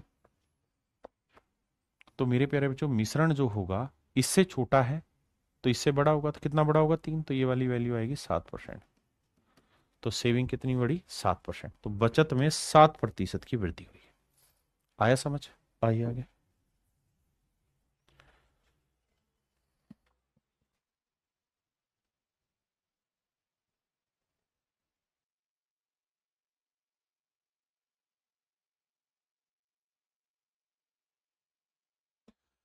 देखिए मेरे प्यारे बच्चों, सवाल में कह रहा है Rex's expenditure and saving are in the ratio this and this.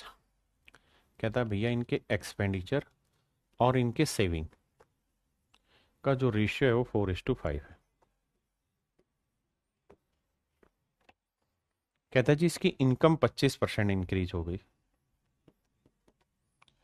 And his expenditure is increase by 35%। Expenditure 35% increase हो गया। तो कहता है कि बताओ इसकी बचत कितना परसेंट इंक्रीज हो गया। अब देखिए मेरे प्यारे बच्चों, 35 में 25 गया मेरे प्यारे बच्चों 10, तो भाई 5 यूनिट अगर 10% को रिप्रेजेंट कर रहा है तो 1 यूनिट 2, तो 4 यूनिट रिप्रेजेंट करेगा 8%। तो हमें बस इतना समझना है कि सेविंग जो होगा, ये वाली वैल्यू 25 से इतनी छोटी कि 8 आए, तो 25 में 8 घटाए 17, तो ये 17%। ऑप्शन सी।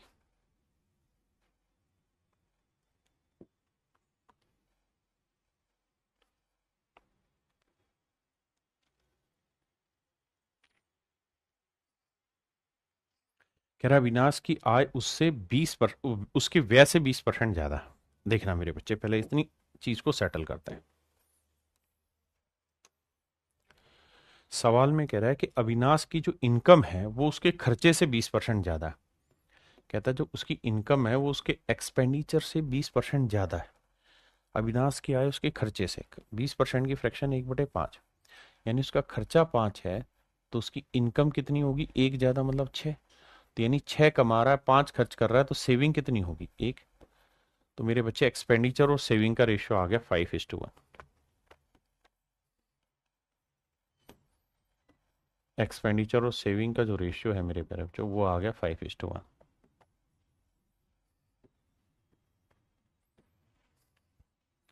अब कह रहा है अगर उसकी इनकम 60% बढ़ जाए, इनकम 60% बढ़ जाए तथा खर्चा भी 70% बढ़ जाए, खर्चा मेरे प्यारे बच्चों 70% बढ़ जाए, तो उसकी बचत में कितनी वृद्धि होगी, ये हमारा सवाल है। आइए बाबू, तो देखिए 70 में 60 क्या, 10, 1 यूनिट 10, तो 5 यूनिट 50। बिल्कुल ठीक है भाई, बड़ी ध्यान से समझना। 70 में 60 क्या 10, तो 1 यूनिट 10 है, तो 5 यूनिट 50।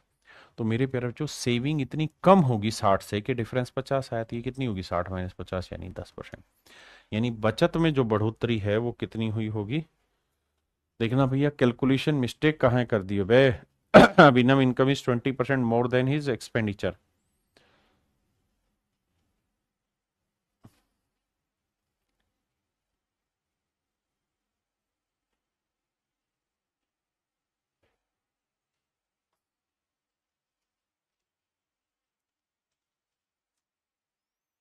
बिल्कुल ठीक है यार, देखना कोई मिस्टेक तो नहीं कैलकुलेशन में।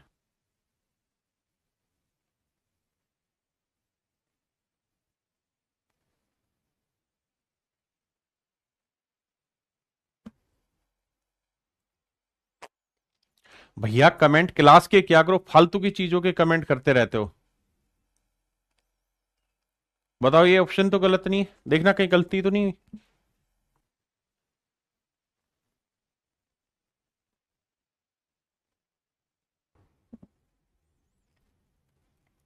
आइए मेरे भाई,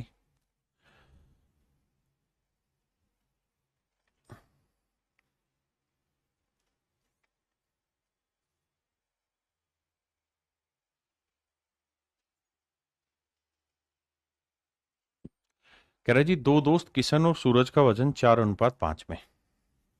एक दोस्त है किशन और एक मेरे प्यारे बच्चों दोस्त है सूरज।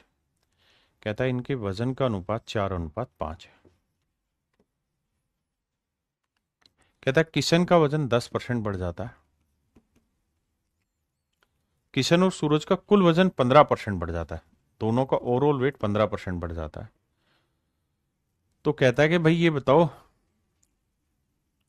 15% की वृद्धि के साथ 82.2 किलोग्राम हो जाता है, तो सूरज का वजन कितने प्रतिशत बढ़ जाता है। हमें तो यहां से बस इतना मतलब था कि भाई किशन और सूरज का कुल वजन 15% की वृद्धि के साथ इतना हो जाता है, हमें तो ये था कि परसेंटेज ग्रोथ कितना हुआ, 15%। तो अगर सूरज का वेट बताइए कितना बढ़ा होगा।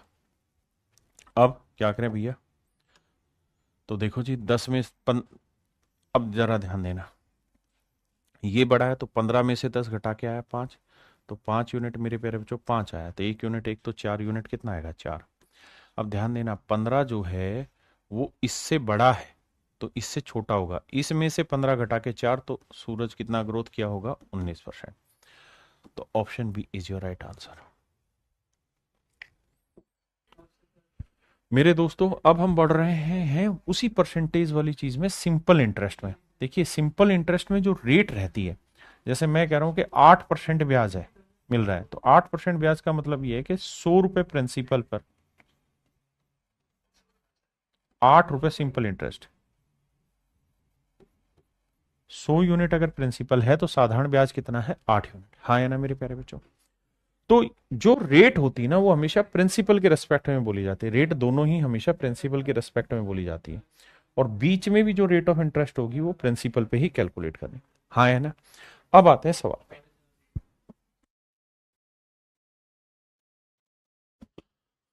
देखिए मेरे प्यारे बच्चों, सवाल क्या कह रहा है। सवाल में कह रहा है a person possessing in rupees 6800 lent a part of it at 10% simple interest. कहता है 6800 रुपए का 1/10% साधारण ब्याज पर दिया जाता है and the remaining at 7.5% simple interest, और बाकी हिस्सा 7.5% ब्याज पे दिया जा रहा है। कहता है एक हिस्सा 10% इंटरेस्ट पे दिया जा रहा है, दूसरा हिस्सा 7.5% इंटरेस्ट पे दिया जा रहा है।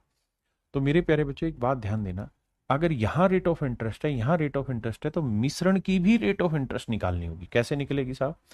तो कह रहा है 6800 रुपए पे कुल मिला के 8% रेट मान लेते हैं मिश्रण की, और 3.5 साल, 3×2=6, 7/2 साल, 7/2 साल में जो मेरे प्यारे बच्चों साधारण ब्याज है वो 1904 रुपए। भाई principal into rate into time बटे 100। देखिए क्या कहा सवाल में, कह रहा है भाई 6800 रुपए, 6800 रुपए का एक हिस्सा इस रेट से दिया, दूसरा हिस्सा इस रेट से दिया, ठीक है जी, और कुल मिला के मेरे प्यारे बच्चों 6800 रुपए पे 3.5 साल में 1904 रुपए ब्याज बना। तो 10% के हिसाब से, मतलब 10% पे लगा इन्वेस्टेड रेट, बताइए। देखिए कैलकुलेट करें, 2 0, 2 से काटोगे 34, अब भैया 7 से 7 दूनी 14, 5 7 7 49, 7 दूनी 14 कट रहा है, 7 दूनी 14, 5 7 7 49, 7 दूनी 14, बिल्कुल ठीक है। और इसे काटोगे तो 8 चौक 32, 8 3 24 और 3 27, 8। तो मिश्रण की जो रेट आई मेरे प्यारे बच्चों वो आई 8%। पहले एक बार इतनी बात ध्यान दीजिए, ये मैंने आपको समझाया कि रेट ऑफ इंटरेस्ट में जो ये परसेंटेज होता है, इसका मतलब है कि 100 रुपए लगाओगे तो ब्याज 7.5, 100 रुपए लगाओगे तो ब्याज 8, 100 रुपए लगाओगे तो ब्याज 10, यानी 100 रुपए प्रिंसिपल पे ये सारी कहानियां हैं।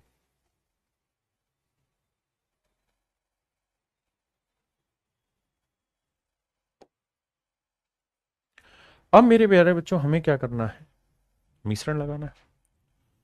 तो देखिए यार 10% से 8% घटाओगे तो ये आएगा 2, और 8 में से 7.5 घटाओगे 0.5, काटोगे तो भैया ये डेसिमल हटाओगे बटे 10 आया, 1/2 आया, अनुपात 2 आया, गुना करोगे 2 दूनी 4, यानी ये जो रेशियो बनेगा ये रेशियो आएगा मेरे प्यारे बच्चों 1:4, कैलकुलेट हो गया।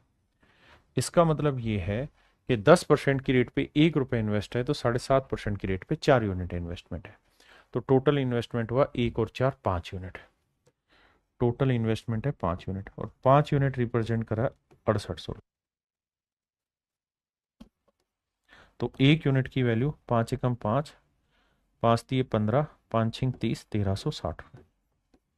अब हमसे ये पूछ रहा है कि भाई ये बताओ 10% की रेट पे, तो 10% की रेट पे 1 यूनिट इन्वेस्ट था और उसकी वैल्यू है 1360 रुपये। पहले इस बात को समझिए, फिर इसी सवाल को एक दूसरे तरीके से भी एक्सप्लेन करूंगा, ठीक है? कर लो। देखिए मेरे भाई दूसरा तरीका है इसी सवाल को करने का, एक ये हो सकता है कि हम ये कहें कि मान लो पूरे के पूरे 6800 रुपए को 10% रेट ऑफ इंटरेस्ट पे उधार दे दें। पूरे 6800 रुपए को अगर 10% की रेट पे उधार दिया जाता तो ब्याज कितना मिल जाता? 680 रुपए। बिल्कुल ठीक है सर। और मेरे बच्चे पूरे के पूरे 6800 को 7.5% रेट पे इन्वेस्ट करते तो ब्याज कितना मिलता? आप जानते हैं ये 10 है, ये 7.5, ये 680। 10% से ब्याज 680 है तो 7.5 क्या हुआ? 3/4 हुआ 10 का।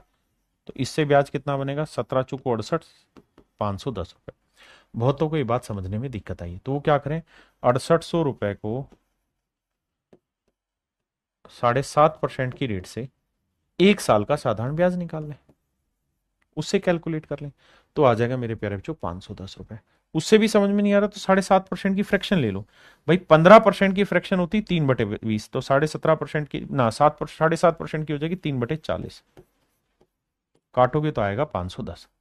यानी मैंने क्या किया, पूरे पूरे 6800 रुपए पे अगर 10% पे ब्याज दूं तो 680, पूरे के पूरे 6800 को 7.5% पे ब्याज दूं तो 510, और एक्चुअल में पूरे 6800 रुपए पे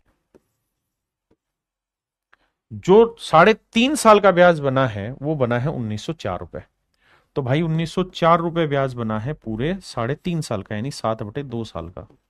तो 7 से काटेंगे, 7 दूनी 14, बचा कितना? 5 7 7 49, 7 दूनी 14, तो 2 से गुना करेंगे, 272 दूनी, 2 दूनी 4, 2 7 14, 2 दूनी 4 1 5, 514।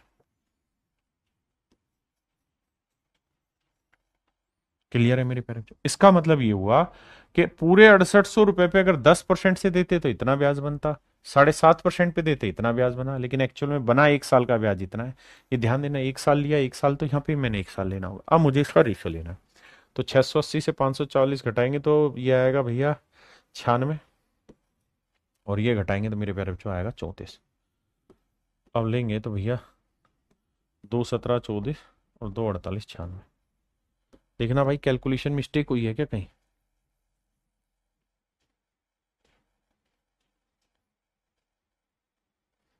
ये मिस्टेक कर रहा हूँ ना यहाँ। ये तो 34 ठीक है, ये घटाया गलत है। 0 10 में 4 गया 6, 7 में 4 गया 3, है ना, और 6 में 5 गया 136, माफ करिए। तो 34 से कम 34, 34 चौक 136, 1:4 प्रिंसिपल में बांटेंगे, कहानी खत्म। आइए मेरे प्यारे बच्चों,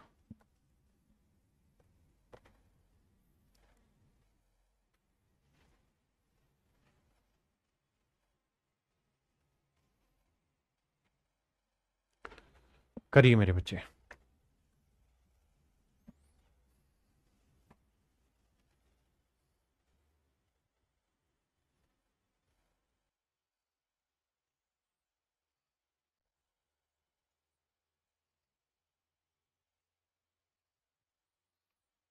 आइए मेरे प्यारे बच्चों, सवाल में कह रहा है sum amount of ₹6000 was lent out at 10% per annum and rest amount at 20% per annum.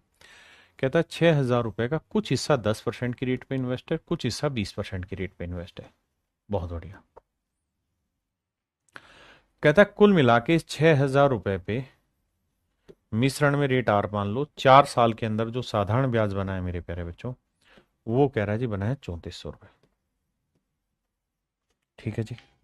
तो पहला तरीका तो यहाँ से रेट कैलकुलेट करने का, आओ आओ मिश्रण की रेट निकालें। 2 जीरो से 2 जीरो, 1 जीरो से 1 जीरो गया, 4 3 7, 2 से ही कटेगा, 2 तिया 6, 2 से, अरे क्यों काट रहे हो, 4 से निपटेगा ना, 4 से काटते हैं, 4 8 32, 4 5 20।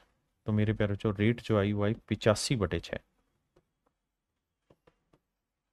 तो मिश्रण की जो रेट है मेरे प्यारे बच्चों वो आई 85/6, 85/6%। क्लियर है? बहुत सुंदर। अगर ये बात क्लियर है मेरे प्यारे बच्चों और आपको ये बात समझ आ गई है, तो अब अगले स्टेप पे आते हैं। बड़े में से छोटी चीज घटाओ, तो 20 में से माइनस करेंगे 85/6, और 85/6 में से 10 घटाएंगे माइनस 20 छिके 120 में 85 गया मेरे प्यारे बच्चों 35। देखो 120 में से 85 गया तो आया 35/6, और 6 दाई 60, 85 में 60 गया 25/6, 5 7 35, 5 5 25। तो मेरे प्यारे बच्चों ये रेशियो आया लेंथ का 7:5। ये रेशियो आया मेरे प्यारे बच्चों 7:5।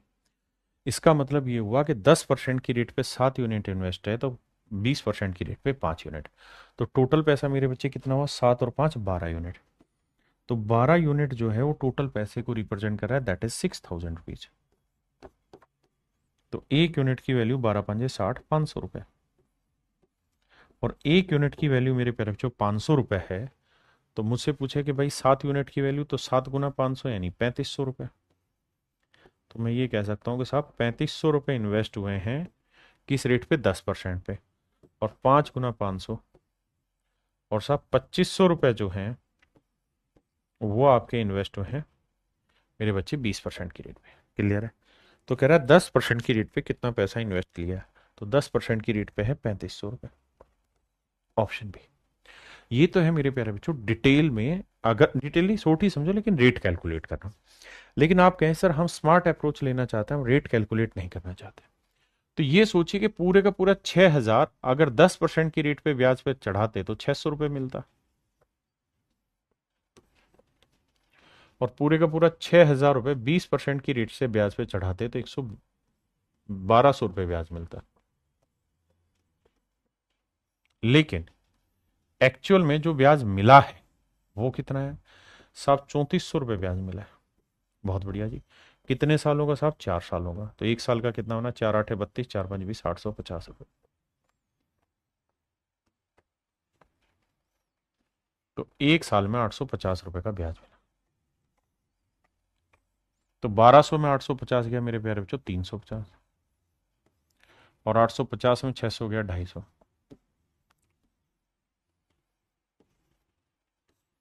जीरो से जीरो, पाँचों पाँचों 25, 5 7 35।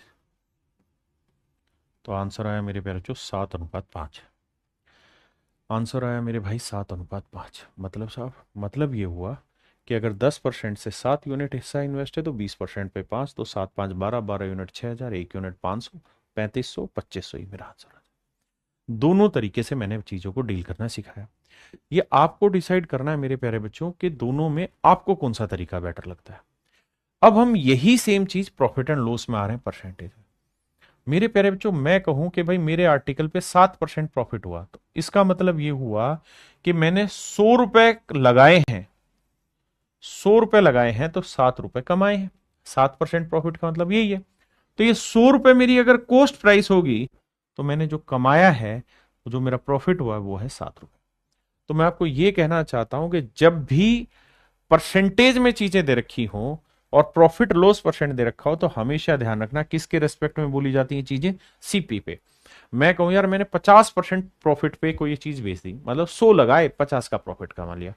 लगाए मतलब कॉस्ट मेरी 100 है तो प्रॉफिट मेरा 50 है। बहुत सुंदर। आइए,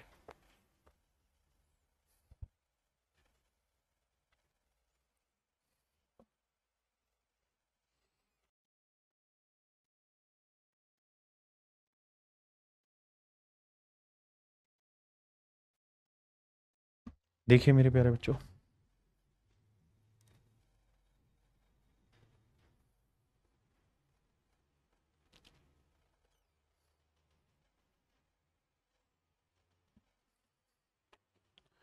सवाल में कह रहा है एक shopkeeper purchase 2 qualities of pulses at the rate of 200 पर क्विंटल और 260 पर क्विंटल। कहता है दो तरीके की दालें खरीदी, एक 200 रुपए पर क्विंटल और एक मेरे प्यारे बच्चों 260 रुपए पर क्विंटल। कहता है इन 52 quintal of the second quality, दूसरे वाली 52 क्विंटल अगर हमने चीजें खरीदी, दूसरे टाइप की 52 क्विंटल दालें अगर हमने खरीदी, ताकि how many pulse of first quantity should be mix so that by selling the resulting mixture eight ₹300, ताकि जो मिश्रण तैयार हो उसे मेरे प्यारे बच्चों 300 रुपए पर क्विंटल के भाव से बेचें, 300 रुपए पर क्विंटल के भाव से बेचें, तो हमें 25% का प्रॉफिट हो। अब यहां पे बड़े ध्यान से देखना कि मिश्रण को 300 रुपए प्रति क्विंटल बेचने पर 25% का लाभ। मेरे प्यारे बच्चों, ये क्या है? ये पल्सेस का कोस्ट प्राइस है, ये दूसरी टाइप की पल्सेस का कोस्ट प्राइस है। तो मेरे प्यारे बच्चों, मिश्रण भी क्या लेना होगा आपको? कोस्ट प्राइस का ही लेना होगा। तो भैया 300 रुपए क्या है? सेलिंग प्राइस है। तो कह रहा है जी सेलिंग प्राइस है 300। कह रहा है भैया 300 रुपए पर क्विंटल में अगर वो चीजें बेच रहा है, 300 रुपए पर क्विंटल में अगर वो चीजें बेच रहा है, तो उसे 25% का प्रॉफिट हो रहा है। आपको क्या चाहिए? सीपी। सीपी चाहिएगा तभी निकाल पाएंगे। तो एक बात बताइए बाबू, कि 25% का प्रॉफिट कमा रहा है, तो 25% की फ्रैक्शन मेरे प्यारे बच्चों 1/4। यानी चीज खरीदी अगर मेरे प्यारे बच्चों 4 यूनिट में होगी तो एक का कमाएगा लाभ, तो बेचेगा कितने में? 5 में। 25% का यही मतलब ना कि 4 में खरीद के एक का लाभ 5 में बेचेगा। तो 5 यूनिट रिप्रेजेंट करा मेरे बच्चे 300 के। 5 यूनिट सेलिंग प्राइस 300 रुपए पर क्विंटल, तो 1 यूनिट 300/5 यानी 60। तो मेरे बच्चे 4, तो ये आएगा 60 × 4, ये आएगा 240। यानी जो 300 रुपए पर क्विंटल की दर से चीज बेच के 25% का प्रॉफिट कमाया है, एक्चुअल में वो खरीदी है 240 रुपए पर क्विंटल। 240 रुपए पर क्विंटल। अब 260 में 240 गया मेरे प्यारे बच्चों 20, और 240 में से 200 गया मेरे प्यारे बच्चों आया 40। अगर आप इसका रेशियो लेंगे तो 20 एकम 20, 20 दूनी 40। तो इसका रेशियो आ जाएगा मेरे प्यारे बच्चों 1:2। मतलब 2 यूनिट चीज अगर आप बेच रहे हैं, मतलब 2 यूनिट चीज अगर इस रेट की है तो 1 यूनिट चीज आपको इस रेट की लेनी होगी। तो 2 यूनिट 52 क्विंटल है तो 1 यूनिट की वैल्यू आ जाएगी 26। तो इसका मतलब इस टाइप की 26 क्विंटल दालें आपने ली होंगी, तब आपका मिश्रण 240 रुपए पर क्विंटल का बनेगा। ठीक है जी। इस सवाल को समझने में दिक्कत आई होगी, अगले पे आइए। यही सेम ही है, 8वां सेम ही है ना। इस पे आइए।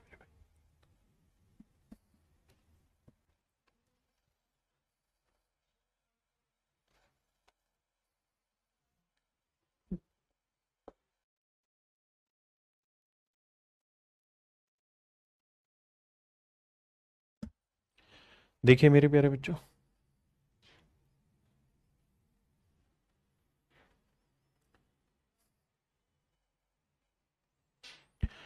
सवाल में कह रहा है how many kilogram of sugar worth rupees this per kilogram should be mixed with 8 kilogram of sugar worth rupees this per kilogram such that by selling the mixture of this per kilogram there may be a gain of 10%।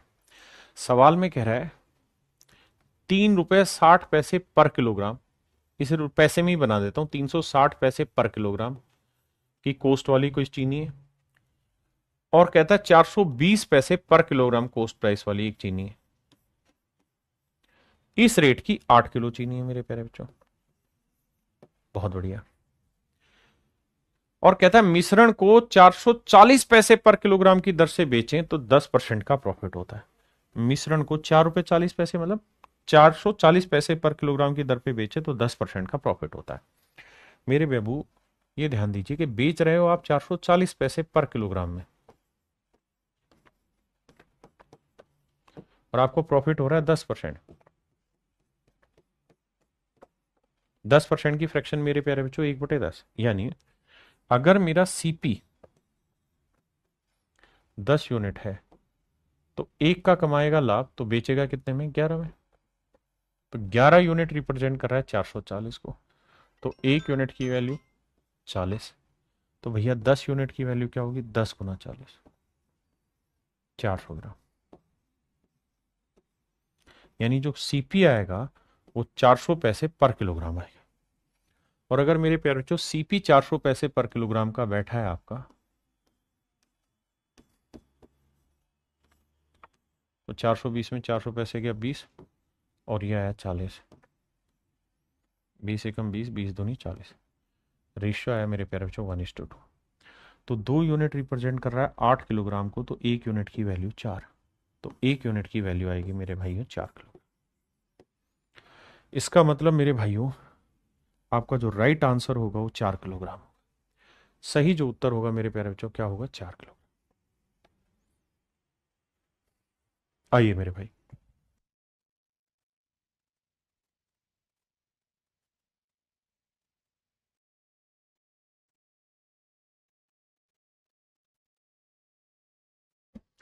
देखिए मेरे भाई, सवाल में कह रहा है mixture of sugar is sold eight rupees 3 पर kilogram. कहता है एक मिश्रण को 3 रुपए प्रति किलोग्राम की दर से बेचा गया, और जब हम बेच रहे थे तो हमें 25% का लाभ प्राप्त हुआ। कह रहे mixture of sugar is sold at this per kilogram, the mixture is form by mixing the sugar of 2 ton. कहता है 210 पैसे पर किलोग्राम वाली कॉस्ट वाली चीज मिलाई हमने, और 252 पैसे पर किलोग्राम कॉस्ट प्राइस वाली चीज मिलाई हमने। हाँ जी। कहता है जी हम इन्हें किस अनुपात में मिलाएं कि जो मिश्रण है उसे 3 रुपए पर किलोग्राम की दर पे बेचा जाए। What is the ratio of cheaper to the costlier quality in the mixture if the profit of 25% is being earn, कि प्रॉफिट 25% का हुआ। तो मेरे प्यारे बच्चे एक बात हो, सेलिंग प्राइस है 3 रुपए, 3 रुपए मतलब 300 पैसे, और प्रॉफिट हो रहा है 25%। तो 25% की फ्रैक्शन क्या है मेरे प्यारे बच्चों, 1/4। यानी चीज 4 में खरीदी, एक का लाभ तो बेची 5 में। तो 5 यूनिट 300 है तो 1 यूनिट की वैल्यू 60। तो 4 यूनिट 4 × 60, 240 पैसे पर किलोग्राम। तो यह आया 2.40 पर किलोग्राम। तो ये आया मेरे प्यारे बच्चों 2.40 पर किलोग्राम, पर किलोग्राम। 252 से 240 घटाओगे, 240 पैसे, तो ये आएगा 12 पैसे, और ये घटाओगे मेरे बच्चे 30 पैसे। काटोगे, दो छः दूनी 12, छः पंजे 30। तो पूछ रहा है कि सस्ती महंगी का, तो सस्ती दो होगी तो महंगी पांच। तो मेरे प्यारे बच्चों आंसर होगा ऑप्शन सी।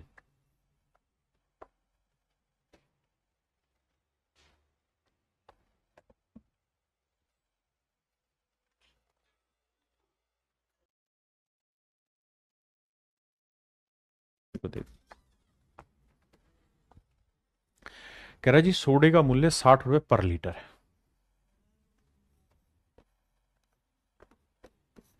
60 रुपए पर लीटर है मेरे प्यारे बच्चों।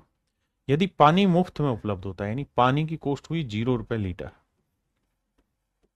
तो पानी और सोडा को आपस में किस अनुपात में मिलाया जाए? ध्यान देना, ये पानी पहले लिखा है, फिर सोडा लिखा है।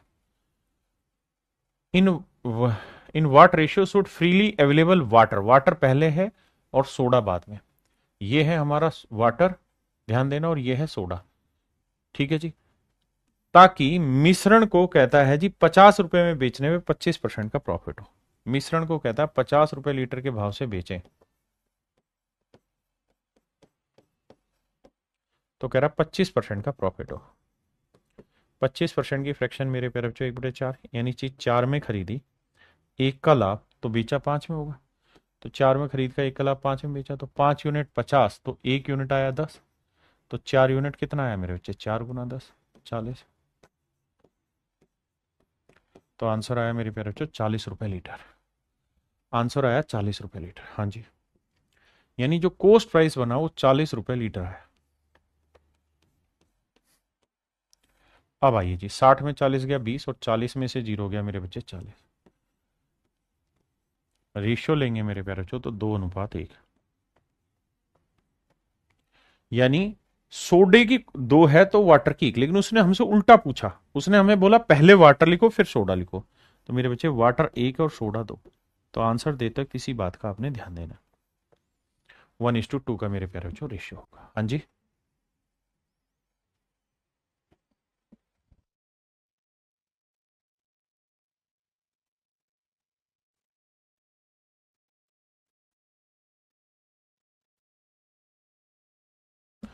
देखिए सवाल में कह रहा है पानी को 12 रुपए प्रति लीटर सोडे में किस अनुपात में मिलाया जाए। कहता है पानी को, तो वाटर हुआ मेरे प्यारे बच्चों 0 रुपए लीटर का, बिल्कुल ठीक है। और सोडा हुआ मेरे भाई 12 रुपए लीटर का।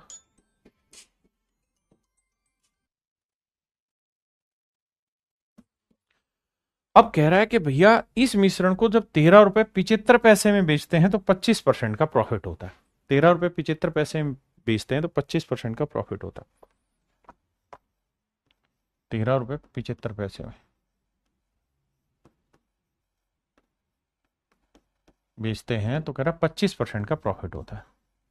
25% की फ्रैक्शन मेरे प्यारे बच्चों 1/4, यानी चीज 4 में खरीदी, एक का लाभ, बेची कितने में? 5 में। तो 5 यूनिट रिप्रेजेंट कर रहा है इसे, तो भाग देंगे, देखो 5 दूनी 10, नहीं जाएगा, है ना। 5 7 35, 5 7 35, 2.77। भाई 5 7 35, 5 7 35, नहीं नहीं, गलत करा दिया मैंने। 5 5 25, ये आएगा 2.75। 5 5 25, 5 7 35, 2 37, 5 दूनी 10 और 3 13, ठीक। तो 4 यूनिट की वैल्यू कितनी? 4 × 2.75। तो देखो 4 5 20, 4 7 28, और 2 30, और 4 दूनी 8 3 11। तो सीपी आया मेरे प्यारे बच्चों 11 रुपए लीटर। सीपी आ गया आपका 11 रुपए लीटर। मेरे प्यारे बच्चों सीपी आ गया 11 रुपए लीटर। बहुत ही सिंपल है, बस करना एक ही काम है आपको। आपने ये देखा यहाँ कोस्ट है, यहाँ कोस्ट है, तो मिश्रण की भी कोस्ट लिखेंगे। तो 12 में से 11 गया एक, और 11 में से 0 घटाएंगे तो 11। यानी हम इन्हें किस अनुपात में मिलाएंगे? 1:11। अब ये ध्यान से पढ़िए, पूछा क्या था? In what ratio should water be mixed, यानी वाटर पहले है, पानी को तो पानी पहले, तो पानी एक है और सोडा 11। तो मेरे प्यारे बच्चों उस केस में मेरा आंसर होगा ऑप्शन सी। ऑप्शन सी मेरे प्यारे बच्चों राइट आंसर होगा। ठीक है।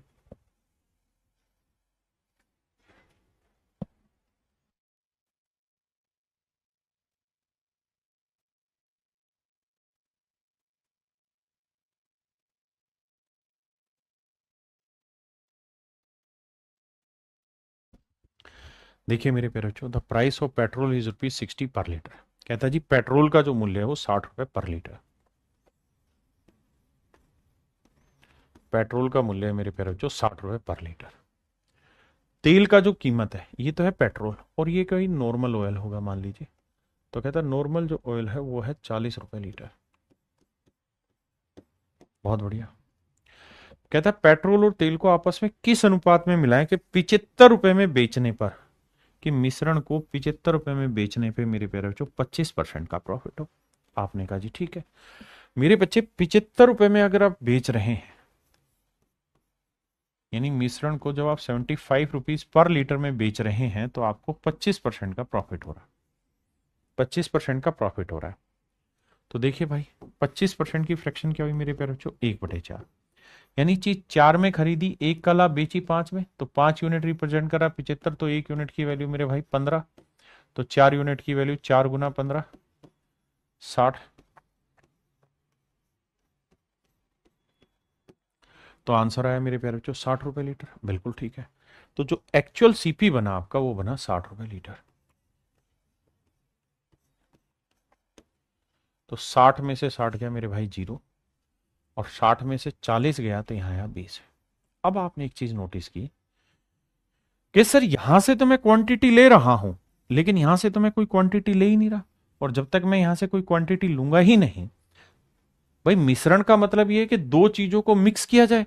यहां तो एक ही चीज मिक्स हो रही, दूसरी तो मिला ही नहीं रहे। तो इसका मतलब such a mixture is not possible, कि भाई ऐसा जो मिश्रण है वो संभव ही नहीं है। Such a mixture is not possible my dear student. ऐसा मिश्रण मेरे प्यारे बच्चों संभव नहीं। ये मेरे सवाल का फिर राइट आंसर होगा।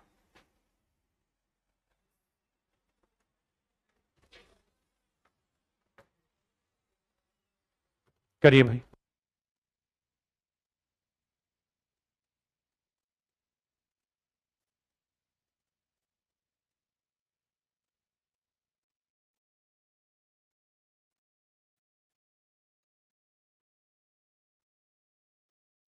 देखिए जी, सवाल में कह रहा है कि ₹42 प्रति किलोग्राम वाले कितने किलोग्राम चावल को। कहता है जी ₹42 पर किलोग्राम वाले कितने किलोग्राम चावल को ₹50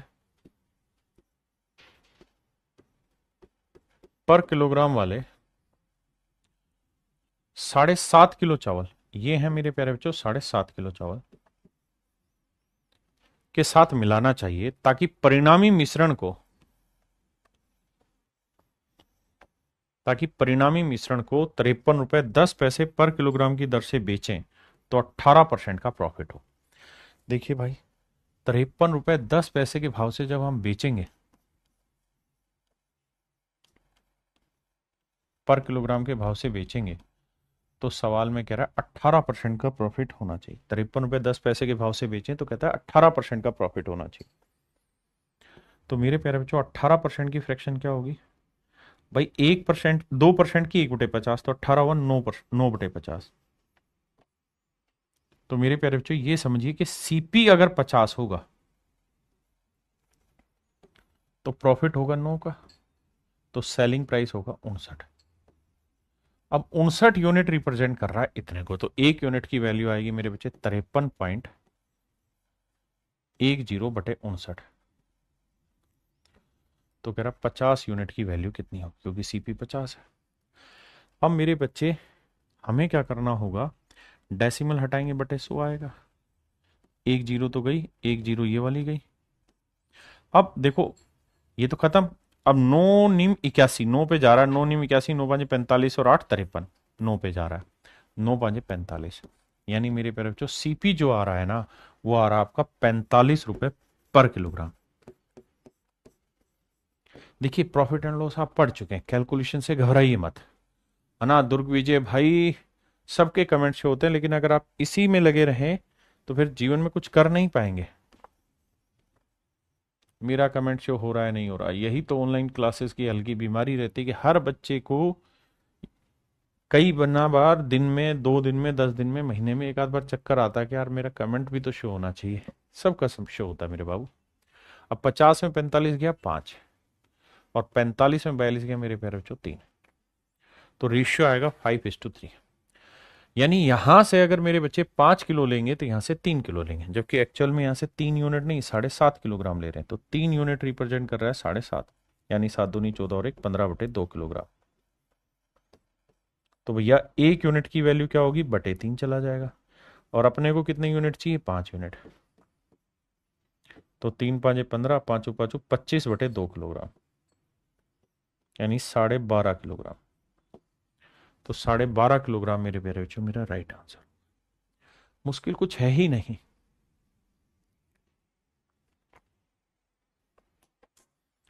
चलिए मेरे प्यारे बच्चों, आज के लिए इतना ही रखते हैं। थैंक यू आप सभी का, धन्यवाद, तहे दिल से थैंक यू।